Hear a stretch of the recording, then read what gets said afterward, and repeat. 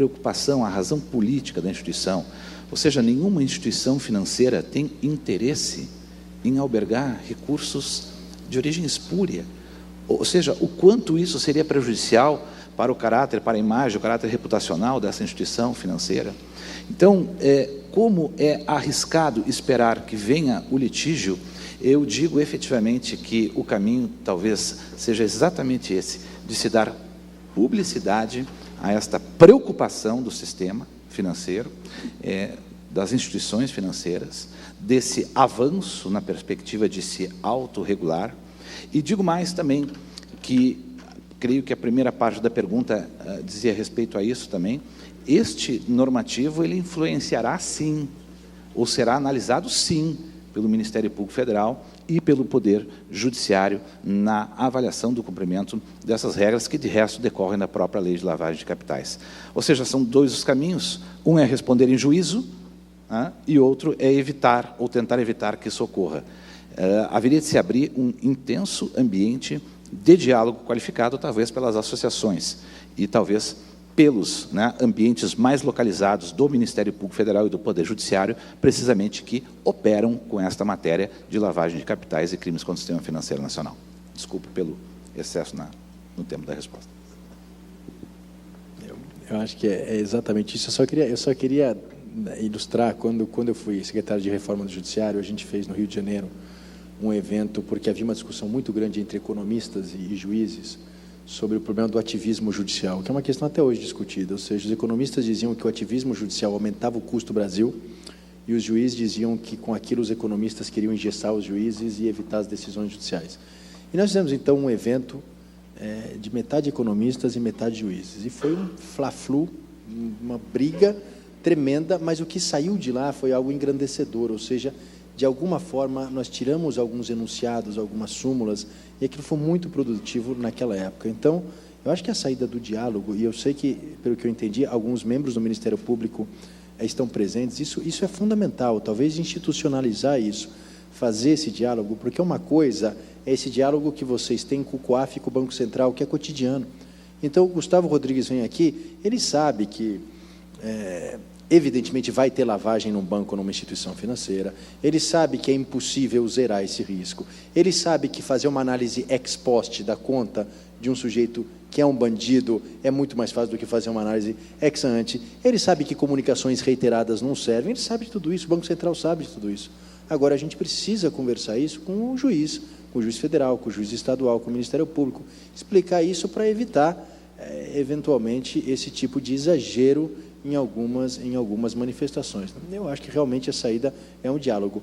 O normativo é importante, nós somos um pouco suspeitos aqui para falar, mas ele é importante, ele fixa o risco permitido, ele pode aqui ser fundamental na diferença entre um dolo eventual e uma cegueira deliberada, mas o diálogo vai ser fundamental, a gente não vai resolver esse problema na prática se nós não trouxermos o Judiciário e o Ministério Público para uma discussão bastante franca a respeito desses problemas.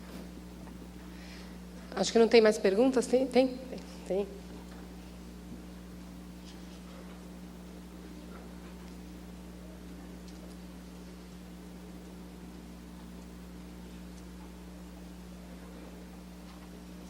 Ele vai fazer pergunta? Quer fazer pergunta? Pode fazer. A situação em si ela é um pouco complicada.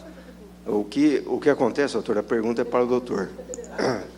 O contribuinte declara, o contribuinte de pessoa jurídica, ele declara em DCTF ou GFIP os débitos fiscais. Declara lá regularmente. Porém, ele vai no campo suspensão, diz que aquele débito dele está suspenso. Por quê? Processo número tal, da vara tal, com recolhimento de R$15, em face de uma execução de um título público do início do século passado, que está em tramitação naquela vara. O senhor vai ver, esse título ou está prescrito, ou então o valor da execução é um valor infinitamente menor do que aquele que efetivamente valeria esse título, e esse título, em valendo, é um valor irrisório, e o resgate dele em instituição financeira do exterior. Então, ele declara a suspensão, o débito fiscal, insere essa informação no campo suspensão, de que o débito está suspenso, o sistema da Receita Federal lê isso daí como efetivamente suspenso, não há decisão que lhe autorize a suspensão, não há decisão judicial, nenhuma daquelas situações, se não me engano, do artigo 151 do CTN, que autorizaria a suspensão desse débito fiscal, e ele fica contando com a inércia do órgão fiscal em 5 anos, para que esse crédito que ele declarou, esse débito, né, contra ele, venha a ter a sua extinção pela decadência. A pergunta é se o senhor entende isso como crime contra a ordem tributária, do artigo 1º, que é considerado como crime material.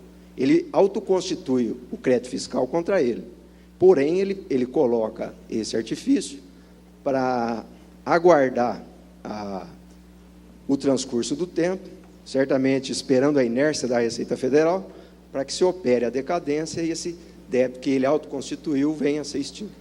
O senhor considera isso como crime contra a ordem tributária? Bom, essa pergunta é a maior prova, né, de que na tutela penal de interesses individuais eu constato um fato e no direito penal econômico eu valoro o direito, né? Eu diria, a resposta, temos que perguntar à Receita Federal, precisamente para verificar se nós temos aqui o quê? Uma supressão ou redução de tributo decorrente de uma fraude à fiscalização tributária, que parece haver, mas não sei se há aqui uma obrigação ou uma operação tributável, né? Precisamente, tivemos muitos desses casos e, em regra, o preenchimento inadequado da DCTF não constituía-se em si como fato gerador da obrigação. Eu, se compreendi bem, não creio que em si o fato seria criminoso sob a perspectiva do artigo 1º, podendo remanescer alguma falsidade ideológica nessa declaração. Posso só fazer um adendo, uma consideração? Se for considerado crime, você tem ainda uma questão muito interessante, que hoje alguns julgados da Justiça Federal têm entendido que no caso em que eu declaro o imposto, para ter a tipicidade eu não preciso esperar a constituição do crédito tributário na medida em que eu declarei. Então, nesse caso, é possível que comece a correr a prescrição penal também dessa declaração. Então, no fundo, essa estratégia, ele pode ter uma prescrição administrativa e uma prescrição penal se eu considerar que a declaração já é a constituição em si do crédito fiscal. É uma questão interessante, eu não sei se essa fraude impediria essa constatação, mas no fundo eu estou fazendo essa declaração. Não sei. Ou por autodeclaração. E, no fundo eu tenho um lançamento, então a tipicidade...